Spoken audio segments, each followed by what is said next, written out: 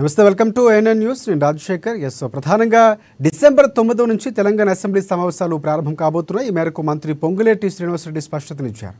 ఈ సమావేశంలో పలు కీలక చట్టాల ఆమోదానికి రేవంత్ సర్కారు ప్లాన్ చేస్తోంది. ఇక 6వ చట్టాన్ని అసెంబ్లీ ఆమోదించాలని కూడా చూస్తుంది. రైతు కులగణన సర్వేపై చర్చించే అవకాశం కూడా కనిపిస్తుంది. డిసెంబర్ 7వ తేదీతో రేవంత్ రెడ్డి సర్కారు ఏడాది కాలం పూర్తి చేసుకోబోతుంది. ఇక దీంతో మంత్రివర్గ విస్తరణ దిశగా ప్రభుత్వం అడుగులు వేస్తోంది. అయితే మహారాష్ట్ర ఎన్నికల ఫలితాల తర్వాతే మంత్రివర్గ విస్తరణ ఉంటుందనే ఒక సమాచారం కూడా అందుతుంది.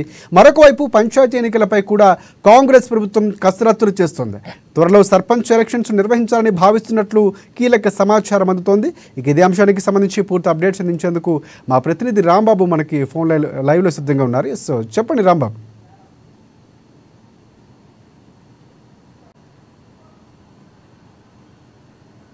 రాజశేఖర్, డిసెంబర్ 9 నుండి అసెంబ్లీ సమావేశాలు జరగనున్నాయి. దీనికి సంబంధించి ఇప్పటికే నిన్న చిట్చాట్లో పొంగులేటి శ్రీనివాసరెడ్డి మంత్రి కూడా స్పష్టం చేయడం జరిగింది. 9 నుండి అసెంబ్లీ సమావేశాలు నిర్వహించాలని చెప్పి భావిస్తూ ఉన్నారు.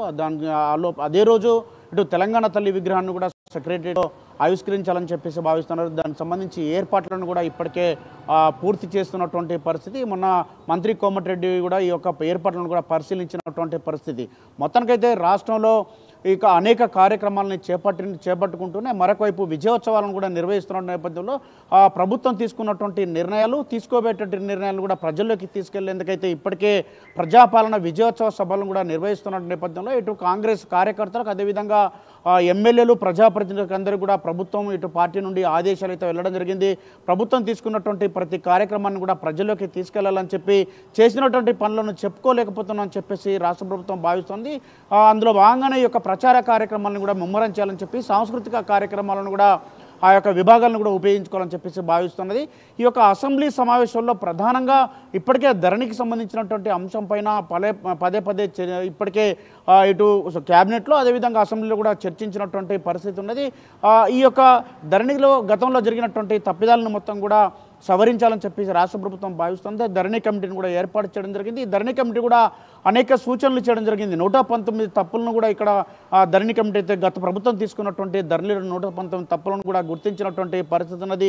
ఈ యొక్క ధరణిలో జరిగినటువంటి పొరపాట్లను మొత్తం కూడా సవరించాలని చెప్పేసి రాష్ట్ర ప్రభుత్వం భావిస్తున్నది. దీనికి సంబంధించినటువంటి కొత్త 6R చట్టం తీసుకురావాలని చెప్పి రాష్ట్ర ప్రభుత్వం భావిస్తున్నటువంటి నేపథ్యంలో ఈ యొక్క క్యాబినెట్లో చర్చించి దీనిపైన 6R చట్టానికి సంబంధించినటువంటి అసెంబ్లీలో దీనిపైన చర్చించిన తర్వాత ఒక చట్టం చేసేటువంటి అవకాశం అయితే కనబడుతూ ఉంది. మరొక వైపు రాష్ట్రంలో అత్యంత క్రియాశీలకంగా ఈ కులగణన సర్వేకి సంబంధించినటువంటి అంశం, అదేవిధంగా రైతు భరోసాకు సంబంధించినటువంటి అంశం కూడా అత్యంత ప్రాధాన్యత అంశాలుగా భావించి ఇప్పటికే కులగణనకు సంబంధించినటువంటి, ఎందుకంటే ఇటు బీసీల కులగణనకు సంబంధించి కానీ లేకపోతే ఇతర కులాలకు సంబంధించినటువంటి కులగణన ఇంతవరకు ఏ ప్రభుత్వం చేపట్టలేదు.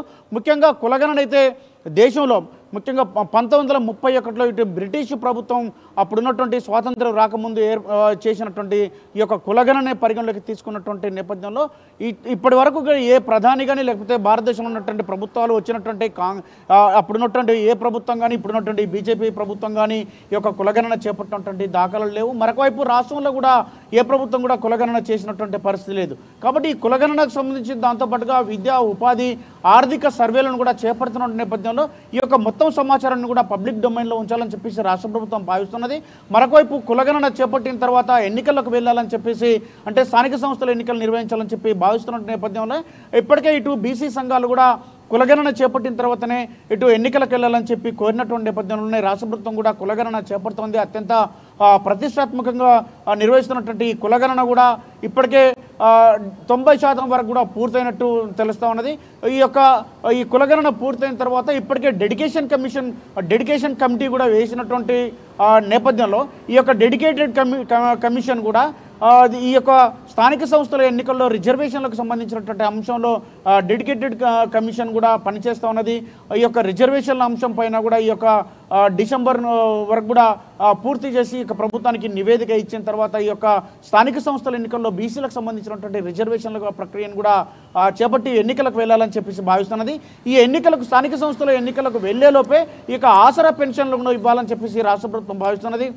దాంతోపాటుగా ఇప్పటికే కొన్ని సంక్షేమ పథకాలను ఏదైతే గ్యారంటీలను అమలు చేస్తుందో మిగతా కూడా కొన్నింటికి సంబంధించినటువంటి ఒక నిర్ణయం తీసుకోవాలని చెప్పేసి భావిస్తూ ఉన్నది.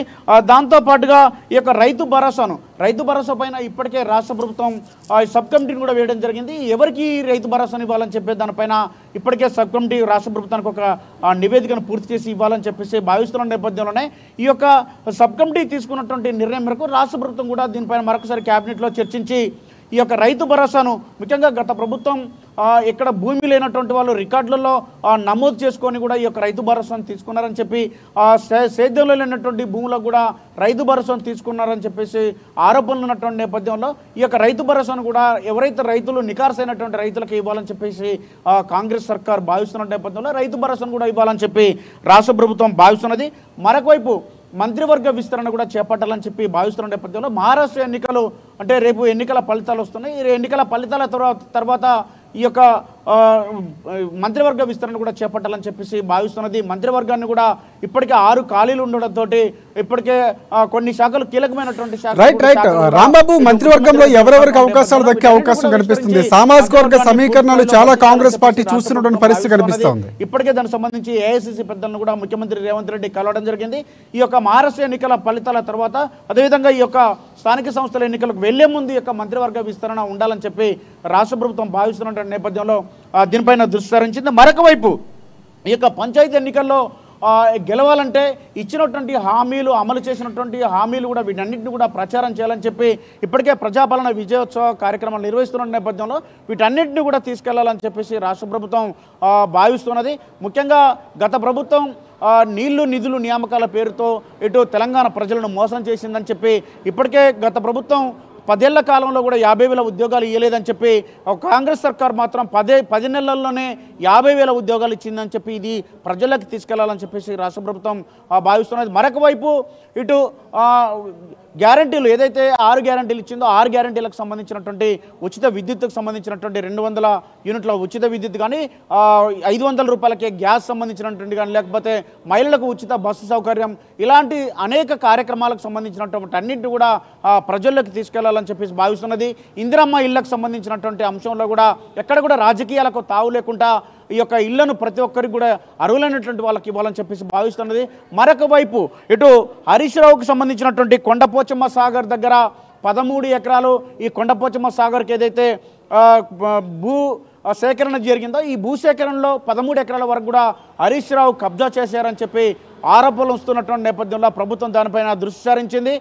ఇటు 2018 క్రితం ఒక్క సెంటు భూమి కూడా లేనటువంటి హరీష్ రావుకు కొండపోచమ్మ సాగర్ భూసేకరణ చేసిన దాంట్లో 13 ఎకరాలు కబ్జా చేశారని చెప్పి ప్రభుత్వం ఆరోపిస్తుంది. మొన్న ముఖ్యమంత్రి కూడా ఇటు వేములవాడ సభలో కూడా ఆరోపించినటువంటి పరిస్థితిలో దీనిపైన విచారణకు కూడా ప్రభుత్వం ఆదేశించేటువంటి అవకాశం ఉంది. దీనిపైన హరీష్ రావు కూడా నేను ఎక్కడ కూడా తప్పు చేయాలని చెప్తా ఉన్నారు. మొత్తానికైతే రాష్ట్ర ప్రభుత్వం అయితే క్యాబినెట్లో ఈ యొక్క పలు కీలకమైనటువంటి అంశాలపైన చర్చించి ఈ యొక్క అసెంబ్లీ సమావేశాలకు వెళ్ళాలని చెప్పి భావిస్తున్నది.